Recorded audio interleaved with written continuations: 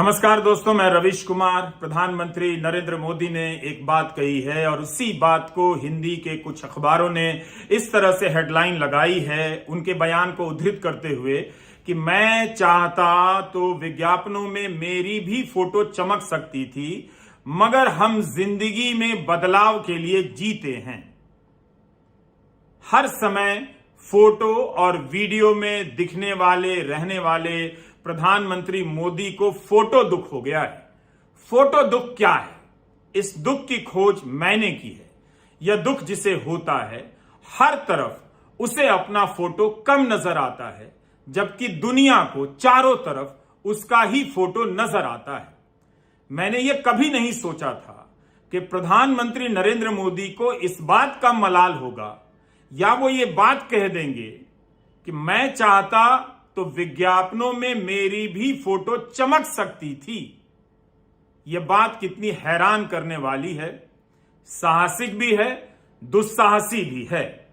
20 साल से ज्यादा समय से वो राज्य और केंद्र में सत्ता में हैं।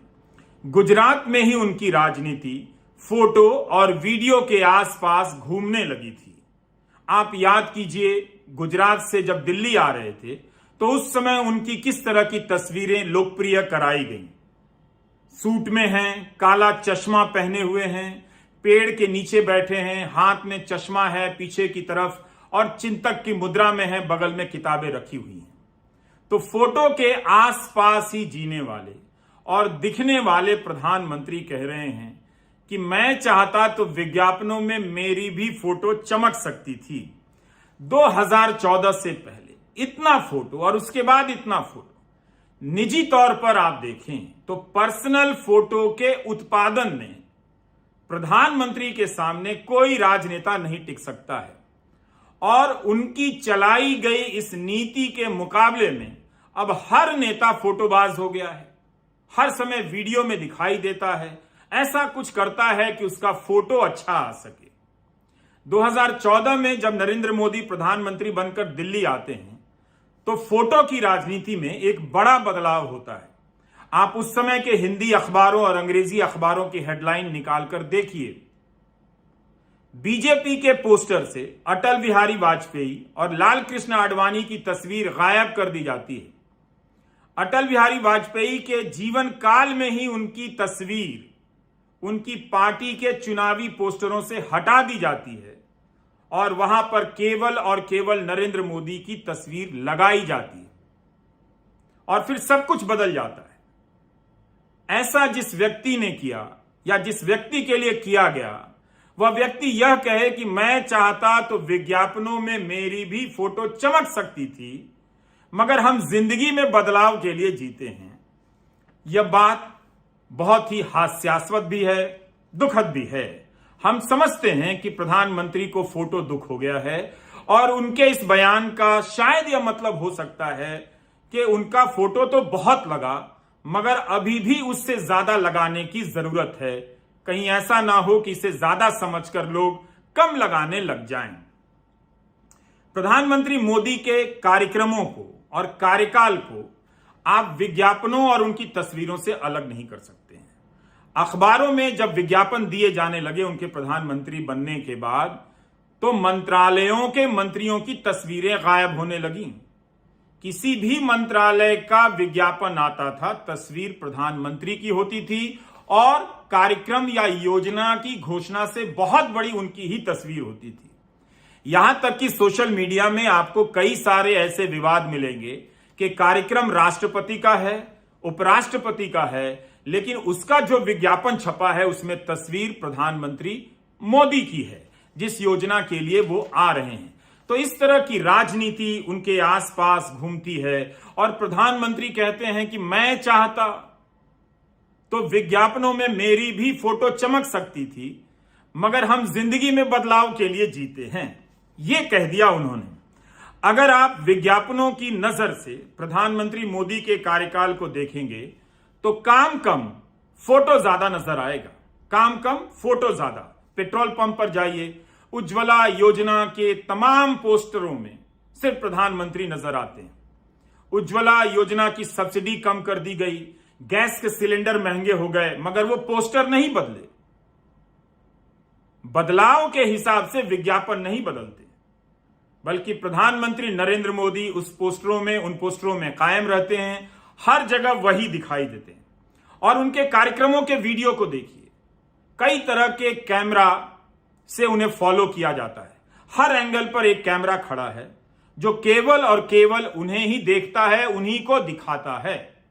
सोशल मीडिया में या चारों तरफ ऐसे बहुत सारे वीडियो आपको मिल जाएंगे जब कोई महत्वपूर्ण व्यक्ति उनके फ्रेम में आ जाता है और प्रधानमंत्री या तो डांट रहे हैं कि चलिए हटिए, दूर हटिए, मैं जब चलकर आऊंगा इतने कदम तब आप मुझसे हाथ मिलाएंगे, यानी फोटो लेने की प्रक्रिया ठीक से पूरी हो। कुछ वीडियो ऐसे भी हैं जिनमें प्रधानमंत्री या उनके सुरक्षाकर्मी बांह पकड़कर उन्हें बाहर कर देते हैं, फ्रेम से बाहर कर देते हैं। हाल ही में प्रधानमंत्री केदारनाथ गए भगवान शंकर के दर्शन के लिए। उनके जाने से पहले अखबारों में विज्ञापन छपा, एक कार्यक्रम था मंदिर निर्माण से संबंधित। उन विज्ञापनों में भी उनकी तस्वीर बड़ी बड़ी लगाई गई। जब प्रधानमंत्री दर्शन कर रहे थे तो उनके दर्शन से ज्यादा उनके आसपास फोटोग्राफर नजर आ रहे थे, कैमरे नजर आ रहे थे। उनके जरिए सीधा प्रसारण किया जा रहा था कि प्रधानमंत्री पूजा कर रहे हैं। क्या आम लोगों को जो वहां पूजा करने जाते हैं उन्हें यह सुविधा मिल सकती है कि वो अपने साथ 5 कैमरा लेकर जाएं, जब तक पूजा करें, यूट्यूब पर लाइव करें, फेसबुक पर लाइव करें? क्या ऐसा हो सकता है? तो हर तरफ प्रधानमंत्री अपने कार्यक्रमों के जरिए प्रधानमंत्री ही नजर आते हैं और उस पर से भी कह देते हैं कि मैं चाहता तो विज्ञापनों में मेरी भी फोटो चमक सकती थी। यह सब विज्ञापन के लिए नहीं था तो किस लिए था? आप ये सवाल खुद से भी पूछिए और उनसे भी पूछिए, उनसे जवाब नहीं आएगा, क्योंकि प्रधानमंत्री ने 8 वर्षों से कोई प्रेस कॉन्फ्रेंस नहीं की है। अब फोटो सुख का एक और उदाहरण देता हूं। कोरोना के समय हाहाकार मचा हुआ है, लोगों का इलाज नहीं हो रहा है, लोग ऑक्सीजन के बिना मर रहे हैं, दवाइयां नहीं मिल रही हैं, लोगों को समझ नहीं आ रहा क्या कर रहे हैं। मगर वैक्सीन का जो सर्टिफिकेट है उस पर प्रधानमंत्री की ही तस्वीर है। पूरी दुनिया में किसी की तस्वीर नहीं है। जो बाइडेन की तस्वीर नहीं है, ट्रंप की तस्वीर नहीं है, बोरिस जॉनसन की तस्वीर नहीं है, लेकिन प्रधानमंत्री मोदी की तस्वीर है।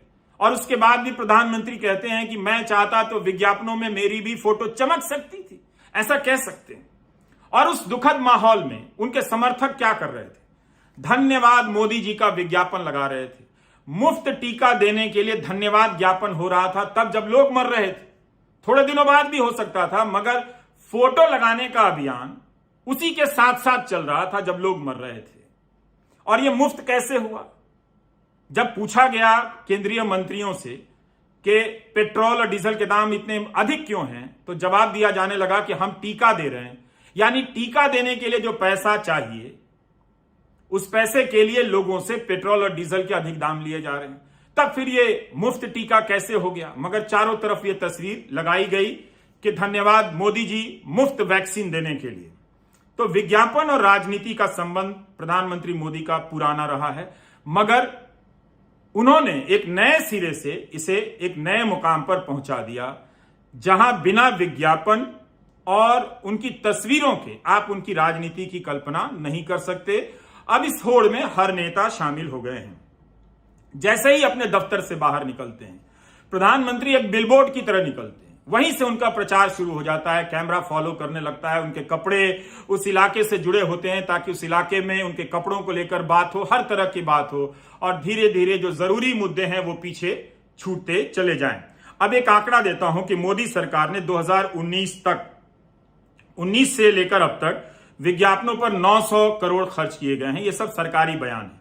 2018 से 2021 के बीच अनुराग ठाकुर का दिया हुआ बयान है कि 1700 करोड़ रुपए विज्ञापनों पर खर्च हुए। ये केवल विज्ञापन की बात है।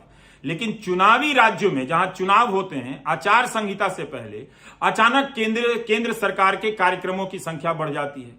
उन पर खर्चा किस बजट से होता है? उन कार्यक्रमों के जरिए भी तो विज्ञापन प्रधानमंत्री का ही होता है। उसमें सारी तस्वीरें प्रधानमंत्री मोदी की होती हैं। चुनाव से पहले गुजरात में केंद्र सरकार के कितने कार्यक्रम हुए? तो इन सब का अगर हिसाब किया जाए तो फोटो और प्रधानमंत्री के विज्ञापनों पर जो पैसा खर्च हुआ है वो बेहिसाब है। कितना हजार करोड़ पहुंचेगा ये कोई नहीं जानता है। इतना सब होने के बाद भी हमारे प्रधानमंत्री कहते हैं कि मैं चाहता तो विज्ञापनों में मेरी भी फोटो चमक सकती थी।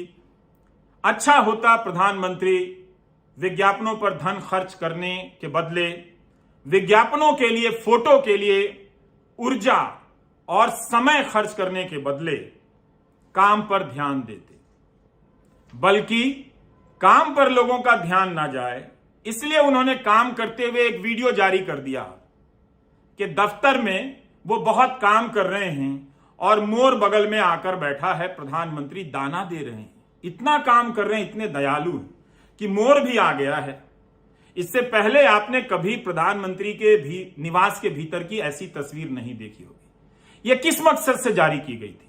क्या इसका मकसद विज्ञापन और फोटो में सबसे अव्वल रहना नहीं था? अगर बहुत काम हुआ होता, लोगों की जिंदगियां बदली होती, तो आप बताइए 80 करोड़ लोगों को इतने महीनों से मुफ्त अनाज देने की जरूरत नहीं पड़ती।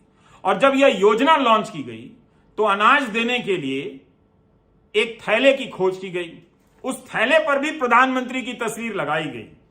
और जब इसके साथ और ज्यादा वोट पाने के लिए नमक और तेल के पैकेट दिए गए तो उन पर भी प्रधानमंत्री की तस्वीर लगाई गई, फोटो लगाई गई। इसके बाद भी प्रधानमंत्री कहते हैं कि मैं चाहता तो विज्ञापनों में मेरी भी फोटो चमक सकती थी। प्रधानमंत्री के इस फोटो दुख का कोई इलाज नहीं है। हमारी राजनीति फोटो से भर गई है। हमारे नेता हर समय फोटो के चक्कर में रहते हैं। फोटो ही उनकी राजनीति का यथार्थ है। फोटो से ही वो जादू पैदा कर रहे हैं।